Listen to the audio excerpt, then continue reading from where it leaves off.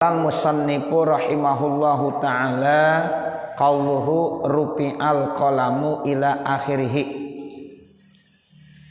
Bermula perkataannya diangkat itu pena. Jadi artinya diangkat pena, hukumnya diangkat. Hukum itu diangkat, nggak ada catatannya. Itu namanya rufi'al qalam. Ini redaksi ini Bapak Saudara merupakan hadis. Hadis yang secara sempurnanya begini bunyinya.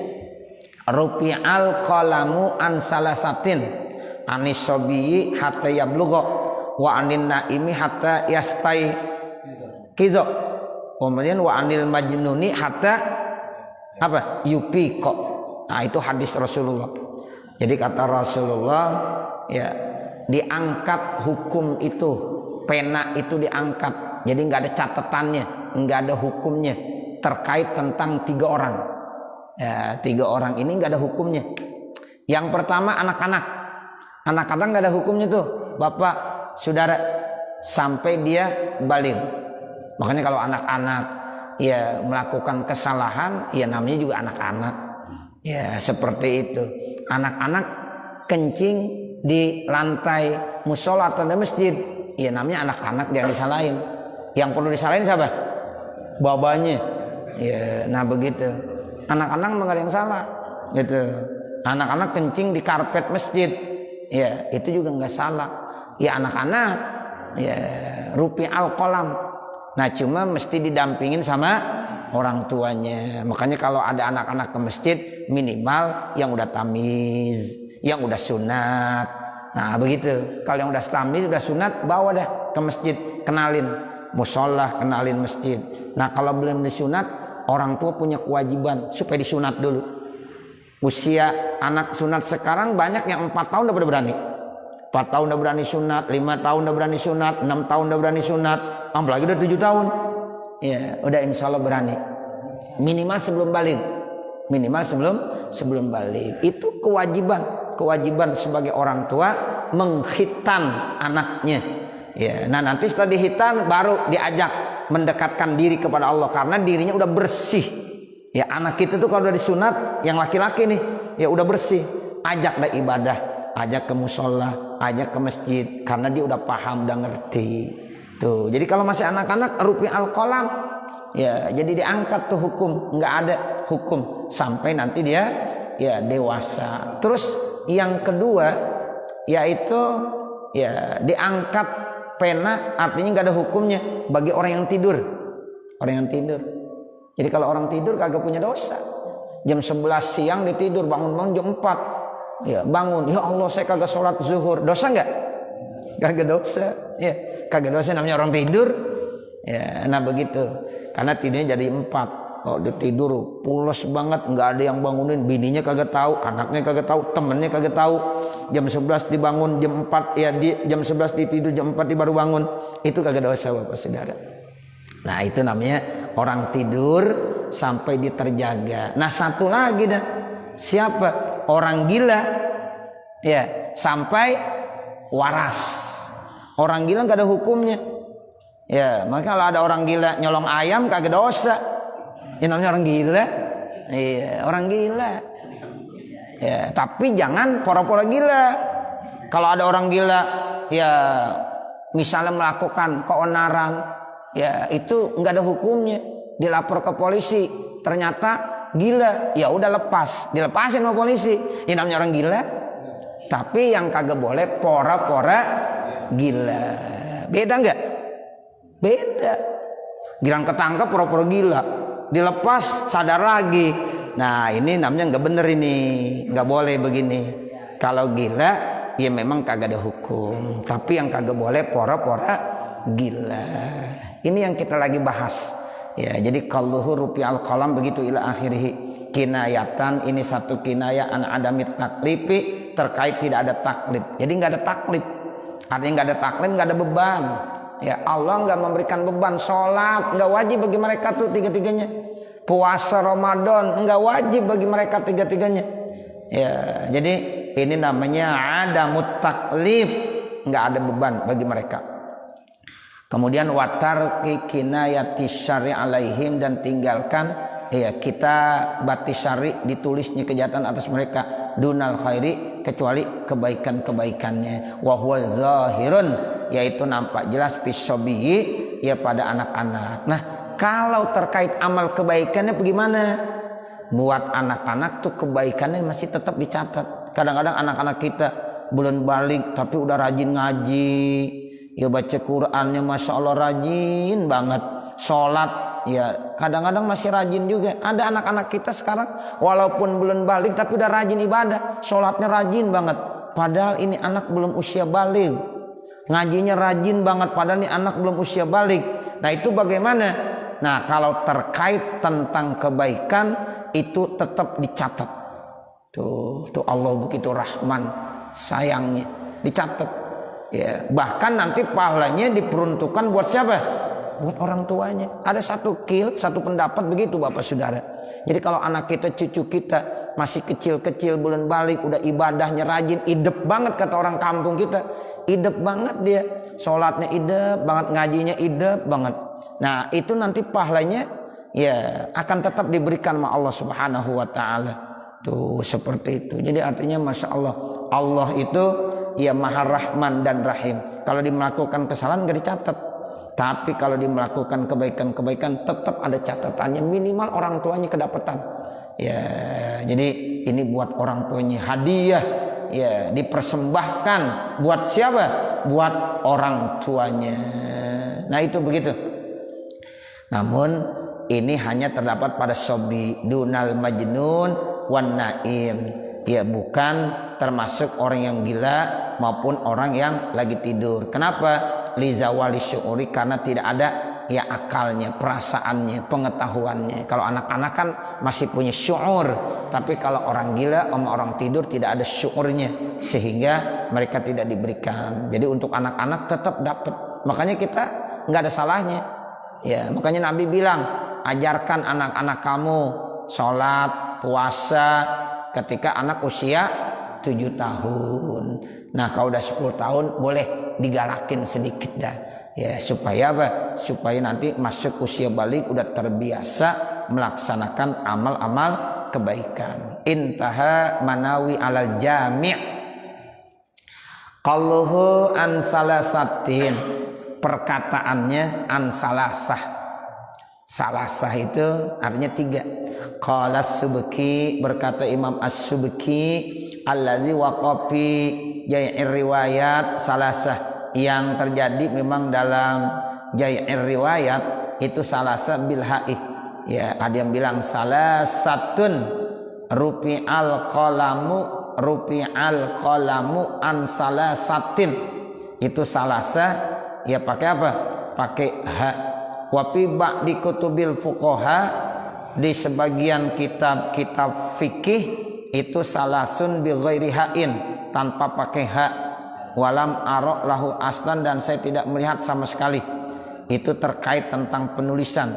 Jadi kalau menurut satu kitab yang ada dalam kitab Jai'ir Riwayat itu menggunakan ta, tapi dalam kitab-kitab ulama-ulama fikih tidak menggunakan ta. Jadi ada yang bacanya begini, rupi al qalamu an salasatin. Itu ada lagi yang kedua, rupi al qalamu an salasin. Ya, jadi kalau ditanya Ustaz yang benar yang mana tuh? Nah, dua-duanya benar. Kalau kita baca dalam kitab-kitab hadis itu pakai tak salasah. Kalau kita baca dalam sebagian ya ulama-ulama fikih riwayatnya itu tidak pakai ya tak. Kemudian dilanjutkan lagi, ya qalluhu hatta yablugha, kata-kata ya hatta yablugha, sehingga dia dewasa, jadi anak-anak sampai dia dewasa. Wa fi riwayatin, dalam riwayat yang lain hatta yahtalima, ada lagi riwayat yang lain hatta yahtalima. Hatta yahtalima itu artinya sehingga dia itu ihtilam. Ihtilam itu artinya tidur kemudian mengeluarkan air sperma. Ya, itu namanya ihtilam. Hatta yahtalima. Nah, itu kan artinya udah balik. Jadi kalau ada seorang anak kemudian nanti dia udah ihtilam, nah itu tanda orang itu sudah balik. Makanya sama aja artinya hatta yablugha, hatta yahtalima, sama artinya. Ya, anak-anak sampai dia balik, anak-anak sampai dia ihtilam. Wahia riwayat yang menggunakan kata-kata hatta yahtalima azharu lebih gampang. Artinya wala yazalu murtafi'an hatta yablugha, dan senantiasa dia itu terangkat sehingga dia sudah dewasa. Wa kadza yuqalu, begitu juga dikatakan fi ma ba'dahu, pada apa yang setelahnya. Qauluhu, bermula perkataannya hatta yastaiqidha, sehingga dia terjaga. Artinya kalau ada orang tidur tidak ada hukum sampai dia terjaga dibangun. Ai min naumihi, terjaga dari tidurnya. Kan orang kalau tidur seperti mati, Pak ya. Orang kalau tidur itu seperti mati, Bapak Saudara. Makanya doanya begitu. Bismika Allahumma ahya wa bismika amut. Tuh ada kata-kata mati, mau tidur doanya. Bismika, dengan nama Engkau ya Allah. Ahya, saya hidup. Wa bismika, dengan nama Engkau ya Allah. Amut, saya mati. Tuh. Jadi orang kalau tidur tuh ya udah, ya seperti orang mati. Makanya kita baca doanya begitu, dengan nama Allah yang saya ini bisa hidup, dengan nama Allah juga saya ini bisa mati.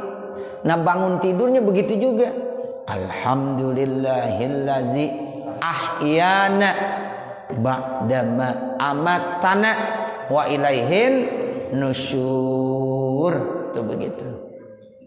Alhamdulillahi ahyana, segala puji bagi Allah yang telah menghidupkan kami. Ba'dama amatana, setelah Allah mematikan kami. Wa ilaihin nusyur, dan hanya kepadanya kembali. Itu berarti tadi kita mati tuh waktu tidur ya, mati. Kemudian kita dibangunin lagi, hidup lagi. Tuh begitu. Makanya kalau kita tidur jangan lupa baca zikir, baca kalimat-kalimat thayyibah. Makanya di dalam hadis ada tuh yang bilang naumul alim ya afdalu min ibadatil jahil. Itu tidurnya orang yang punya ilmu katanya lebih bagus kebanding daripada ibadahnya orang yang jahil, yang bodoh. Kenapa? Sebab orang kalau tidurnya orang yang punya ilmu, ada etikanya, ada adabnya. Mau tidur ambil air wudhu, mau tidur baca zikir, minimal baca doa-doa. Nanti bangun tidur dibaca doa, sehingga tidurnya aja masih lebih mulia kebanding daripada orang ibadah tapi jahil. Ada orang ibadah nggak tahu hukumnya, rukunnya dia kagak tahu, syaratnya dia kagak tahu, yang penting ibadah aja, ngaji kagak. Nah itu sama orang tidur masih lebih bagus orang tidur. Kalau orang tidurnya ngerti ilmu, ya mau tidur itu dia, ya jadi ibadah. Kenapa? Karena diambil air wudhu, kemudian dia berbaring di atas lambung kanannya. Sunnah-sunnah nabinya dibawa tuh Bapak Saudara. Ya dibaca zikir, minimal dibaca kulhu 3 kali. Udah hatam Quran berarti mau tidur dia, ya kan? Iya, kita mau tidur baca kulhu 3 kali berarti kita udah apa? Udah baca hatam Quran. Ya Allah, apalagi baca ayat kursi. Ya, baru dia tidur. Itu tidurnya orang alim namanya, yang tahu ilmunya. Nah, begitu. Nah, itu masih lebih bagus kebanding daripada ibadah orang jahil, ngaji nggak mau, rajin ibadah, ngajinya nggak mau. Itu termasuk repot orang. Ya, Ustaz, ibadahnya rajin banget. Ya, cuma ngaji nggak mau. Nah, ini repot ini. Ya, takutnya dia ibadah tapi nggak tahu. Ya, dia nggak tahu, cuma ikut-ikutan saja. Dari mulai takbiratul ihram sampai salam, hukumnya dia kagak paham. Tapi kalau kita ngaji paham nggak? Paham. Nah, itu tidurnya orang alim masih lebih mulia kebanding daripada ibadahnya orang jahil. Tuh, makanya Bapak jangan ya terlewati. Kalau ini namanya ngaji jangan dilewatin. Bener-bener hadir. Ya, kesempatan yang sangat bagus. Walaupun ibadah kita itu enggak terlalu banyak, kita enggak mampu, tapi kalau kita udah rajin ngaji itu udah ibadah banget. Sebab dengan kita ngaji nilainya lebih bagus daripada kita sholat 1000 rakaat. Saya yakin di sini nggak ada yang mampu sholat 1000 rakaat. Iya, susah. Tanya tuh Haji Rohim, ya gimana? Nggak mungkin, ya. kita bisa 1000 rakaat sholat. Ya Abdul Qadir yang rajin ibadah juga semalam ke 1000 rakaat kali ya. Nah begitu ya, 1000 rakaat berat Bapak Saudara. Orang sholat witir 11 rakaat aja jarang yang bawa. Ya kita paling-paling sholat witirnya malam berapa rakaat? 3 rakaat, itu juga kelupaan mulu. Iya bener gak? Iya 3 rakaat kelupaan mulu. Tapi kalau Bapak sudah bisa hadir di majelis taklim, di majelis ilmu, ya itu nilainya udah 1000 rakaat. Tuh, udah orang yang rajin di majelis ilmu udah beruntung banget, udah diberuntung benar. Ya seperti itu. Karena memang ya kata Nabi begitu, tidurnya orang yang ada ilmunya itu lebih bagus daripada ibadahnya orang yang jahil, orang yang bodoh. Ya, kenapa dikatakan bodoh? Ibadah nggak tahu ilmu, syaratnya nggak tahu, rukunnya nggak tahu, yang lain-lainnya nggak tahu, itu namanya jahil. Tapi kalau kita udah tahu segalanya, nah itu disebut alim. Alim di sini nggak mesti ulama, ya, karena kita ngaji ini bukan jadi ulama. Kira-kira Bapak ngaji di sini tujuannya mau jadi ulama bukan? Bukan, udah terlambat kalau jadi ulama, ya. Nah begitu. Kecuali anak-anak kita kali. Kalau anak-anak kita yang masih belajar, nah itu mudah-mudahan dia jadi ulama. Kalau kita mah nggak jadi ulama dah, ya, tujuannya apa? Supaya ya buat diri kita tahu mau ibadah. Nah begitu. Ya, jadi udah terlambat. Kalau kita ngaji pengen jadi ulama, usianya udah berapa tahun?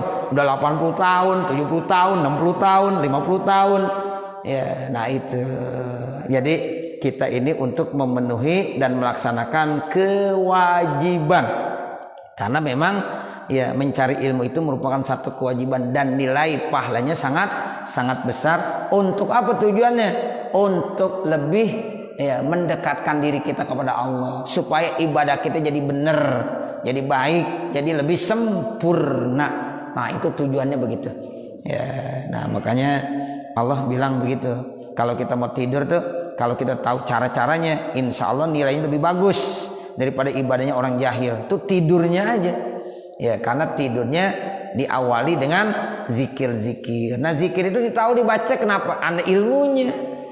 Ya kan ada orang tidur geletak aja udah. Ya, udah nggak tahu bagaimana caranya tidur sesuai dengan sunnah Rasulullah. Nah, itu yang kita harus laksanakan. Nah, ini yang dikatakan hatta yastaiqiza ya aimin naumihi. Lakin akan tetapi yajibu alaihi, kewajiban atasnya, izastaiqaza, apabila dia udah terjaga, qada umma fatahu bin naumi, diwajib kodoin yang luput, yang tidak dikerjakan dengan sebab dia tidur. Namun yang perlu diingat menjadi catatan, kalau dia tidur memang tidak dosa ninggalin sholat dan kewajiban-kewajiban yang lain. Namun setelah dia terjaga, dia bangun, maka wajib dikodoin. Wajib diapain, Pak? Dikodoin. Contohnya begini supaya gampang. Kita tidur jam 11 siang, bangun jam 4 sore. Berarti zuhurnya lewat nggak? Lewat. Nah, nanti kita habis sholat asar, boleh kita kodoin sholat zuhur, boleh kita sholat zuhur dulu baru sholat asar, terserah pilih. Atau mau kodoin ntar habis maghrib baru sholat kodo zuhur, atau kodoin ntar habis sholat isya, boleh. Yang penting tuh ya sholat zuhur yang ditinggalkan karena tertidur, ya itu tetap wajib dikodo. Cuma kodonya tarohi. Artinya tarohi itu enggak mesti langsung tergesa-gesa, terburu-buru. Saat itu juga mau santai aja boleh. Bangun tidur jam 4, ya Allah saya mau sholat asar terlebih dahulu. Itu zuhur tuh belum dikodok, nggak apa-apa. Langsung kondangan deh. Ya zuhur belum dikodokin nggak apa-apa. Ntar abis maghrib, ternyata abis maghrib kagak sempet juga. Ntar abis isya baru dikodoin. Ya itu masih boleh. Karena itu namanya kodonya tarohi. Ya, beda kalau dia nonton bola pulang jam 4, ya kemudian belum sholat zuhur, dosa. Sampai di rumah harus ngerjain sholat zuhur dulu, kodoin sholat zuhur dulu, ya nggak boleh yang lain-lain. Kenapa? Ninggalin ya sholat zuhurnya itu karena sengaja nonton bola. Nah begitu. Jadi ini perlu saya sampaikan karena ini kewajiban. Ini kewajiban kita.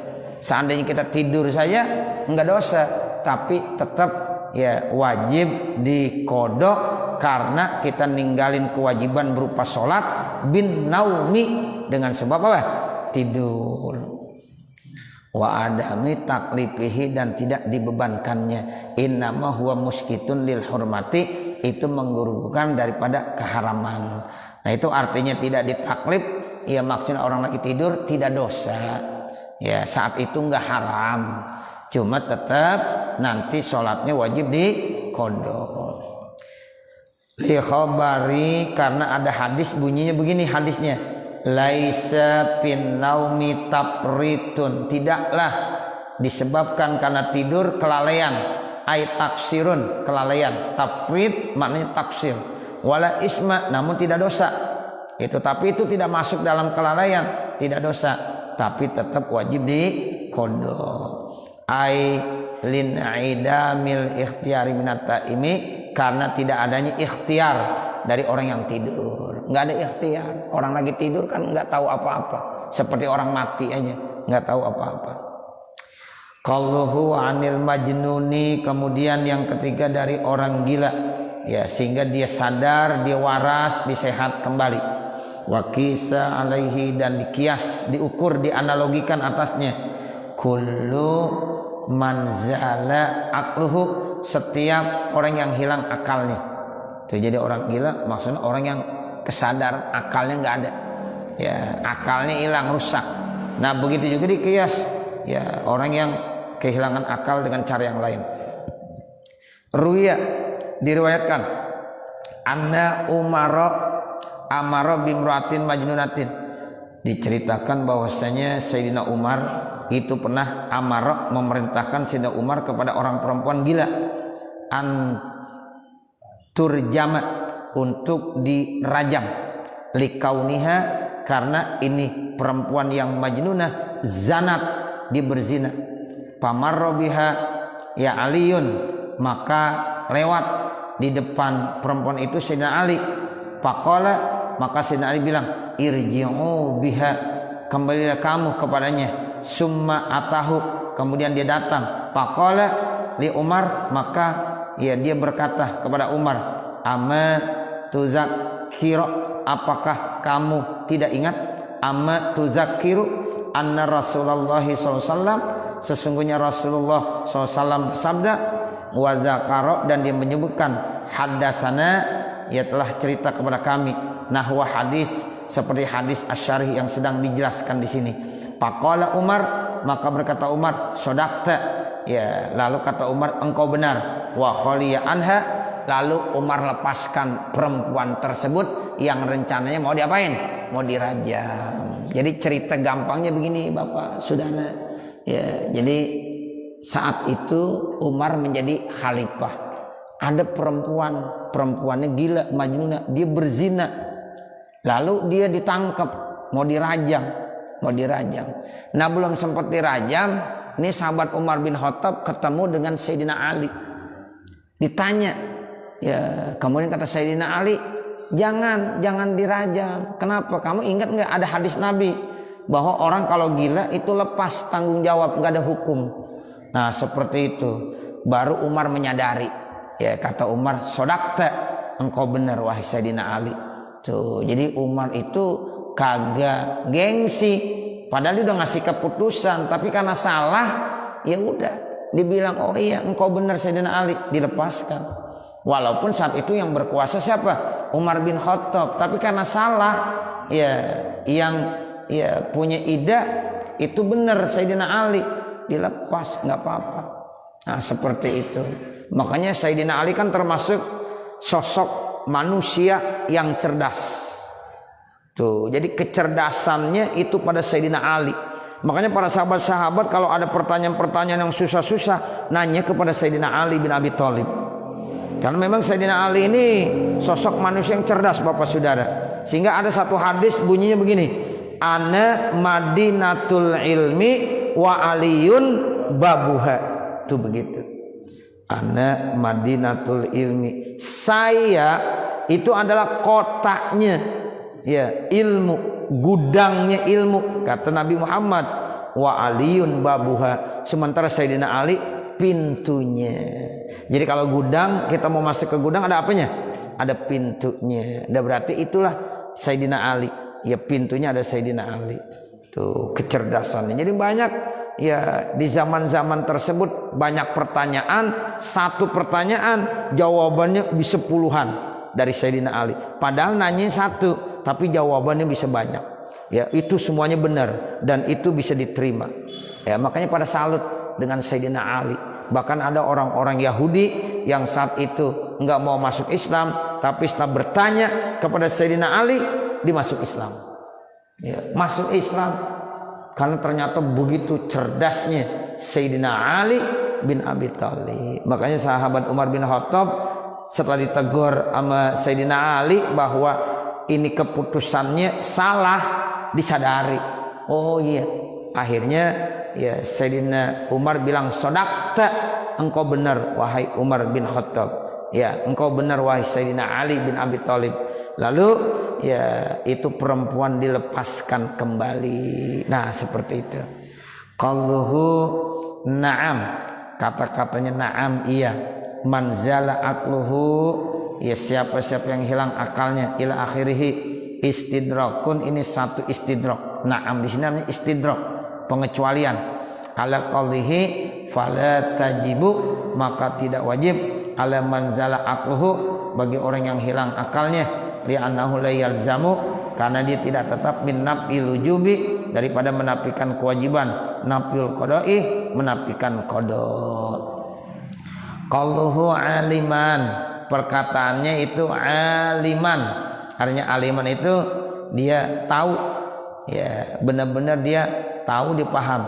Ai bi anna jinsahu yuzilul aqla, bahwa ini jenis dapat menghilangkan akal. Wa in zanna, sekalipun dia menduga, anna masyarabahu, bahwasanya apa yang diminumnya, la yuzilu, ya tidak bisa menghilangkan akal, likil latihi, karena sedikitnya. Itu tetap nggak boleh. Namanya kita ya sengaja. Ini minuman memabukkan Bapak Saudara. Dia tahu ini khamr memabukkan. Tapi kalau diminum sedikit kagak mabok, tetap sadar dia. Kira-kira boleh nggak kalau minum sedikit? Iya kagak boleh juga. Iya. Kalau segelas mabok, apalagi sebotol, bukan mabok lagi. Iya. Nah begitu, teler nggak teler? Iya kelenger. Sekarang diminumnya sedikit, Nah dia yakin kalau minum sedikit itu kagak mabok. Nah sekarang ada yang bertanya, Ustaz kalau minumnya sedikit doang boleh nggak? Kagak boleh juga. Tuh begitu jangan bilang boleh nggak apa-apa.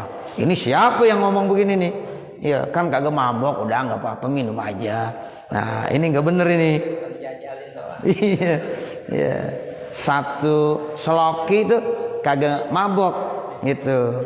Satu sendok nggak mabok, buat obat nggak apa-apa, nggak boleh juga. Yang namanya khamar Pak, itu walaupun buat obat kagak boleh.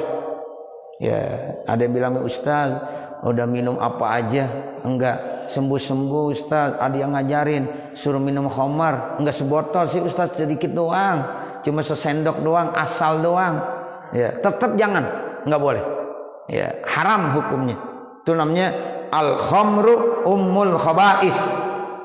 Yang namanya khamar itu induk dari segala perbuatan dosa dan perbuatan buruk.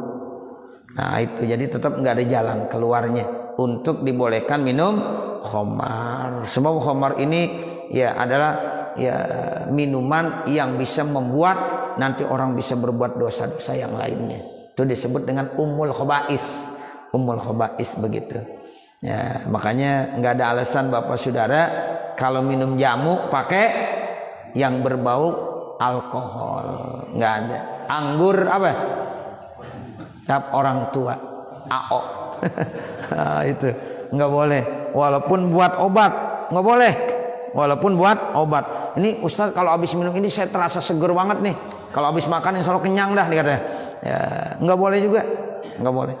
Nah jadi tetap itu jangan. Jadi kalau kita minum jamu, minum apa, cari yang tidak ada kadar alkoholnya yang memabukkan, walaupun itu enggak mabuk. Nah begitu, karena ada usul fikih kaidah begitu, sesuatu yang memabukkan sedikit pun seandainya enggak mabuk tetap apa? Haram. Nah ini yang dimaksud ya. Jadi sekalipun dia menyangka kalau dia minum sedikit tidak ya memabukkan, itu tetap hukumnya haram. Kemudian muhtaron kharaja al-mukrah, yaitu yang dimaksud ya dipaksa. Beda kalau orang dipaksa. Segala sesuatu kalau dipaksa nggak dosa. Ada orang ya disuruh minum, ya ini tahuan nih homer, dia kalau nggak minum ya akan disiksa dia, akan dizolimi dia. Nah pada saat dia minum itu bukan muhtaron, dia dalam keadaan dipaksa, itu kagak dosa. Atau sengaja ya dia lagi nggak tahu, dia nggak tahu ya, kemudian ada orang jahat dikasih air minum, disangkanya air biasa saja diminum, teler habis minum, ya itu kagak dosa ya. Tapi jangan ketagihan, oh enak juga ya minum lagi, jangan, nggak boleh ya. Jadi pada saat dipaksa tuh bapak saudara mukroh namanya, dia bukan muhtar ya, itu dia nggak berdosa ya. Jadi ini yang berdosa itu yang aliman dengan muhtaron, dalam kondisi dia tahu dan dalam kondisi dia muhtaron, artinya dia tidak dalam kondisi dipaksa. Nah itu semuanya ya tidak berdosa kalau dipaksa. Kalau fi zalika zaman ya, perkataan fi zalika zaman artinya ai zamani zawali aklihi, pada saat hilang akalnya, bisababil lazi ta'adda bihi, dengan sebab yaitu apa? Ya itu di mana dia sengaja. Ya jadi pada saat dia sengaja, nah itu wajib dia kodok. Tapi kalau mabuknya enggak disengaja, itu tidak berdosa. Dia tahu bahwa ini bakalan memabukkan, diminum. Nah gara-gara minum mabuk, ya datang waktu sholat, ya dia kagak sholat karena lagi mabuk, tetap dosa. Ya dapat dosa. Kan Ustadz saya lagi mabuk tadi, ya akal saya hilang kesadarannya, tapi saat mabuk itu ente sengaja. Nah ketahuan ini minuman memabukkan, bisa merusak akal pikiran, ente minum juga, nah itu berarti ente dosa. Sekarang ninggalin sholat tetap berdosa. Nah tapi kalau seandainya ada orang dipaksa sehingga dia mabok, atau dia kagak tahu bahwa itu air memabukkan diminum, nah sampai-sampai hilang kesadarannya sehingga pada waktu sholat dia nggak tahu, nggak sadar, nah itu kagak dosa. Kenapa? Karena pada saat diminum dipaksa atau dia tidak tahu. Nah itu yang dimaksud begitu.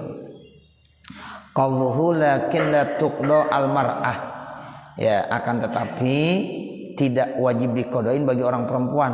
Istidrakun, itu istidrak juga ala qaulihi, atas perkataannya na'am. Jadi di sana kalau lihat matanya tuh lakin la tuqdal mar'atu zamana haidiha, tidak perlu orang perempuan mengkodoknya pada saat perempuan itu lagi haid, au nipasnya atau nipasnya, fi zalika zamani, pada waktu yaitu. Jadi kalau orang perempuan beda, pada saat dia mabuk dia lagi haid.